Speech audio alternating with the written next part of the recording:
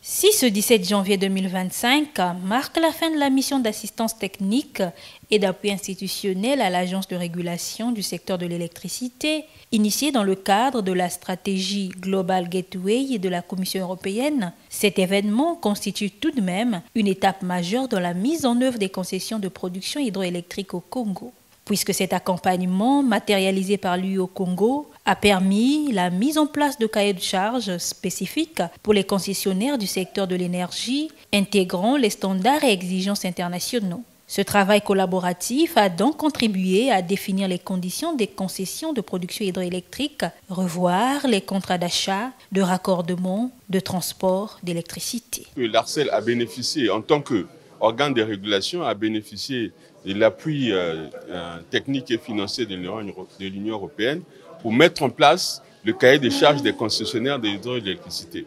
Parce que ce cahier de charges vient en complément des conventions de concession qui ont été signées avec l'État pour justement mettre les exigences que doivent respecter ces opérateurs, notamment en termes de respect des normes environnementales, en termes de respect des normes sociales, des normes techniques et ainsi de suite, et bien aussi en termes de respect d'un certain nombre de conditions économiques de ces concessions-là. Voilà, donc les cahiers de charges apportent des détails techniques précis et ça permet ainsi aux régulateurs de pouvoir suivre l'évolution de ces gestions des concessions, de nos barrages, de l'évolution du travail que feront ces concessionnaires privés. Pas seulement l'organe de régulation, mais aussi la Société de gestion du patrimoine qui aura aussi un rôle de contrôle à l'égard justement de ces opérateurs privés. En clarifiant les conditions et procédures d'accès au secteur énergétique, le Congo entend stimuler l'intérêt des investisseurs nationaux et internationaux. Selon les experts de la Facilité énergie de l'UE, cet appui renforcera la capacité du régulateur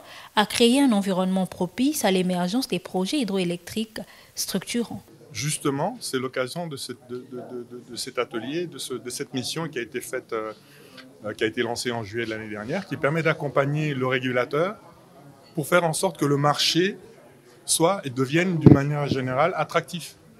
L'objectif, c'est qu'on attire les investissements. Après, l'investissement lui-même peut avoir lieu avec des mesures d'accompagnement que nous avons et du financement qu'on peut apporter. Mais l'intérêt ici vraiment fondamental, c'est qu'on amène un soutien qui permet à ARCEL de remplir son rôle à 100% dans le cadre de la mission qui lui a été confiée par l'État. Cette mission qui lui permet, par exemple, dans ce cadre-ci, de signer des concessions hydroélectriques au Congo. Donc c'est vraiment très très précis et ce qui permet vraiment de faire en sorte que nous puissions accompagner ce processus. Et donc la discussion qui a lieu aujourd'hui va permettre de partager ce que la mission a pu développer jusqu'à ce stade-ci, de manière à ce que l'ARCEL, ses partenaires, puissent s'approprier le produit qui va être développé et favoriser, faciliter la discussion avec les concessionnaires potentiels. Ce document préliminaire a été présenté aux parties prenantes, incluant donc décideurs, techniciens et opérateurs du secteur. Les amendements proposés seront pris en compte avant la validation finale. Grâce à ce cadre établi, l'ARCEL pourra donc faire un suivi plus efficace des activités des concessionnaires tout en renforçant la transparence et la qualité du service.